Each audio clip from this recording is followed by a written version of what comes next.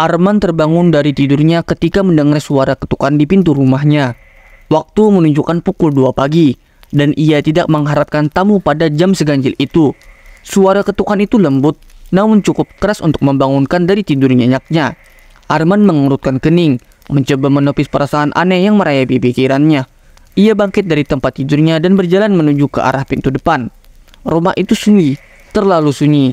Bahkan suara desiran angin yang biasa terdengar dari sela-sela jendela malam itu pun hilang entah kemana. Suara ketukan itu terdengar lagi, kali ini lebih cepat. Seolah-olah si pengetuk semakin tidak sabar. Dengan tangan gemetar, Arman memegang gagang pintu. Ia ragu sejenak, lalu menarik napas dalam-dalam sebelum akhirnya membuka pintu. Namun di balik pintu tidak ada siapa-siapa. Jalanan di luar rumahnya kosong, hanya diterangi oleh cahaya lampu jalanan yang temaram.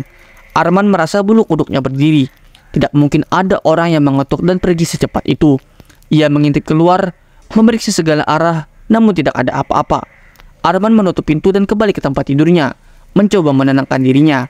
Namun, baru saja ia meletakkan kepalanya di atas bantal, suara ketukan itu terdengar lagi. Kali ini lebih keras dan lebih mendesak. Arman bangkit lagi. Kini jantungnya berdegup kencang. Ia berjalan ke arah pintu. Namun kali ini ia memutuskan untuk mengintip melalui lubang intip. Di sana, ia melihat sesuatu yang membuat darahnya membeku. Di balik pintu, berdiri sosok bayangan hitam, lebih tinggi daripada manusia biasa. Wajahnya tertutup oleh tudung hitam, dan tubuhnya terbungkus oleh kain kelam yang berkibar meskipun tidak ada angin yang bertiup.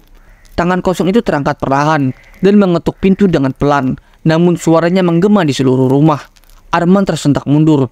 Ia tidak percaya dengan apa yang dilihatnya. Pikirannya berpacu, berusaha mencari penjelasan yang logis. Tapi tidak ada penjelasan yang bisa ia terima. Ketukan itu datang lagi lebih keras. Kali ini pintu mulai bergetar. Dalam kepanikan, Arman berlari ke kamar dan mengunci pintu. Ia meraih ponselnya, mencoba menelpon seseorang siapa saja, tapi tidak ada sinyal.